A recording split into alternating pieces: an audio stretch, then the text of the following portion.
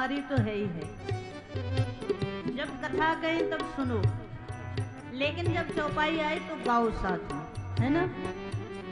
जैसे कभी कभी आप यज्ञ करते हो ना, तो वेद मंत्र तो नहीं जानते, वेद मंत्र तो नहीं बोल सकते, तो आचार्य जी मंत्र बोलते हैं और आपसे कहते हैं आप आखिरी में स्वाहा बोल दो, है ना। लेकिन चौपाई तो इतनी सरल है, इतनी सहज है, इतनी मधुर है कि सब गा सकते हैं। और रामचरितमानस का आनंद गाने में ही, जे गावही यह चरित समारे, मानस गायन का विषय। तो जब जब चौपाई आए तो बोलना सबको है ना। अब आप लोग ऐसे बैठ जाते हो कि सत्यनारायण की कथा चल रही है और हमें तो केवल ऐसे ही बैठना है। तो वैसे ही समय ऐसा है कि आपको फिर निद्रा देवी भी जल्दी खुश हो जाएगी आपके ऊपर, तो इसलिए चौपाई सबको गाना है।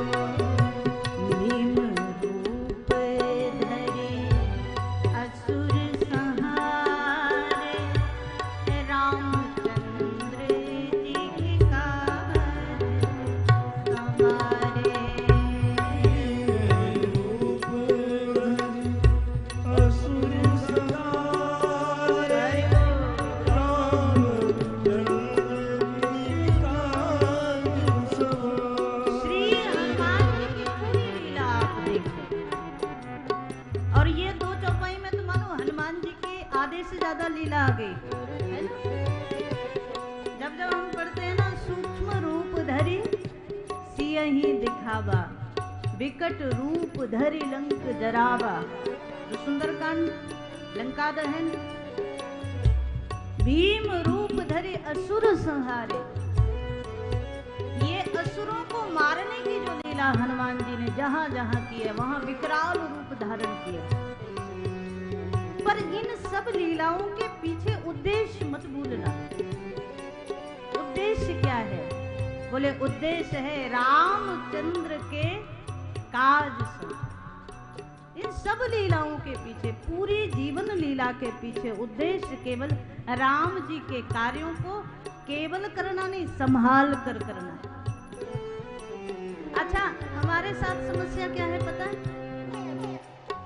हम लोग सोचते हैं दुनिया के काम पहले कर ले, राम जी का बाद में कर लेंगे, है ना। और दुनिया के काम कभी खत्म होते हैं? कभी लगता है आपको कि इतना और बस करना है, इसके बाद नहीं करना है?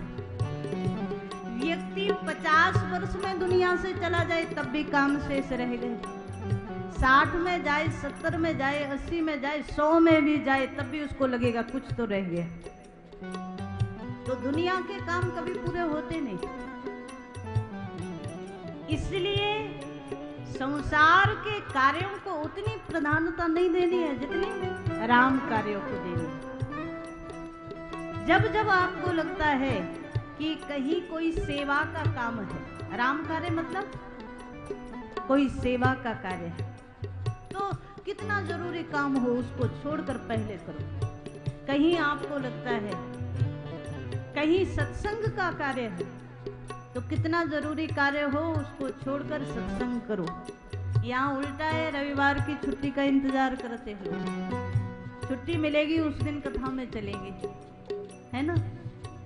और पता चले ईश्वर ना करे किसी के साथ ऐसा हो, रविवार आया नहीं और दुनिया से छुट्टी हो गई, तो वो कहीं लिखित में है कि रविवार के बाद ही जाना है। संसार में कब कहाँ किसका बुलावा आ जाए कोई पता नहीं। इसका नाम मृत्यु लोक है और मृत्यु लोक में मृत्यु परम सत्य है। दुखालयम अशाश्वतम, गीता में भगवान कहते हैं संसार क्या है? ये दुखालय है, ये अशाश्वत है। और इस दुखालय में आप सुख खोजने चलोगे तो नहीं मिलेगा। सुख मिलेगा तो राम जी से जुड़कर ही मिलेगा। यहाँ आप 3 घंटे बैठो, कितनी गर्मी हो, कितनी समस्या हो, लेकिन अगर आप श्रद्धा से बैठे तो हम विश्वास से आपको व्यास मन से कहे 3 घंटे, 3.5 घंटे, 4 घंटे भी आपको कोई दुख नहीं, कोई दर्द नहीं, कोई पीड़ा अनुभव ही नहीं होगी। ये किसका प्रभाव है? ये सत्संग का प्रभाव, ये कथा का प्रभाव है। इसलिए राम कार्य को पीछे नहीं छोड़ना, राम कार्य को आगे रखना है। और अगर हम कहें तो देखो, इसमें कोई प्रशंसा नहीं, कोई बड़ाई नहीं, लेकिन मोदानी जी इसीलिए हमें ज्यादा प्रिय है कि उनके लिए सत्संग का कार्य सबसे आगे रहता है, होता है ना। और जब जब अभी पिछला जो समय निकला, 2 वर्ष का कोरोना काल जो निकला, तो 2-3 आयोजन कैंसिल करने पड़े। तो एक ही बात कहते थे कि कब सत्संग मिले, कब नया आयोजन बने। अभी फरवरी में भी 84 कोस ब्रज यात्रा को कैंसिल करना पड़ा। तो तब आपने कहा कि कोई बात नहीं, ये यात्रा कैंसिल हो गई तो हम जयपुर में राम कथा का आयोजन अवश्य करेंगे। तो कहीं ना कहीं सत्संग के प्रति जो ललक है, यही राम कार्य है महाराज। कहीं सत्संग हो रहा हो, यज्ञ हो रहा हो, किसी गरीब की कन्या का विवाह हो रहा हो, कोई सेवा कार्य हो रहा हो, कहीं गौ सेवा हो रही हो, तो वो राम कार्य ही है सब। उसमें आगे बढ़ करके आप सहयोग करें, ये बड़ा जरूरी है। हनुमान जी राम जी के कार्यों में आगे हैं और दिखावे में कहा महाराज, दिखावे में पीछे। और ये महत्वपूर्ण सूत्र है। आज का व्यक्ति सेवा कार्य करे, राम कार्य करे, सत्संग का कार्य करे तो दिखावे में आगे आना चाहता है और सहयोग में पीछे। लेकिन ये भी हनुमान जी से सीखो। जब सब प्रणाम करने आ रहे हैं तो हनुमान जी आगे नहीं आए। जब सब बानर भालू राम जी के सामने आगे आगे जा रहे हैं, हनुमान जी सबसे आखिरी में खड़े।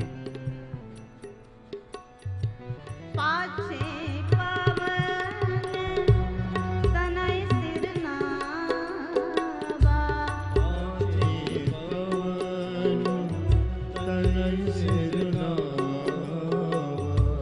पाछे पावन तनय सिर नावा, पाछे पावन तनय सिर नावा, जान काज प्रभु निकट बुलावा।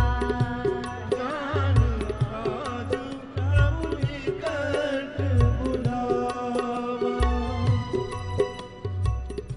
2 शब्द हैं और अक्सर हम बोलते हैं, एक है दर्शन और एक है प्रदर्शन।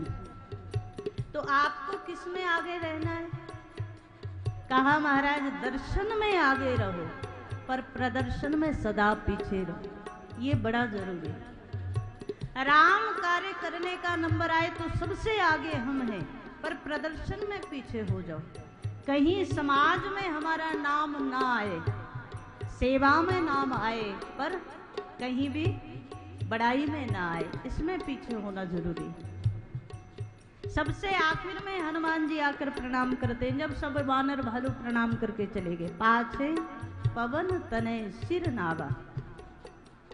अच्छा एक बात बताओ, जो सबसे पीछे आया वही भगवान के कार्यों में सबसे आगे गया, है ना।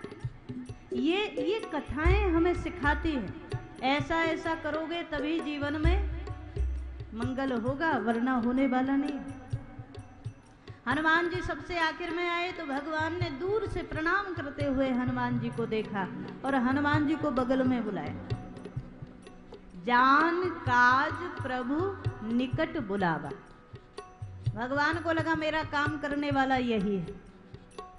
जब जब तुम दिखावे से दूर रहोगे तब तक भगवान बड़ाई और ज़्यादा देगा, ये भी निश्चित है। जब जब तुम प्रशंसा से दूर रहोगे तब तक दुनिया में ईश्वर आपकी प्रशंसा और ज़्यादा कराएगा, और जब जब तुम चाहोगे मेरी प्रशंसा हो जाए तब तक भगवान दूर कर देगा।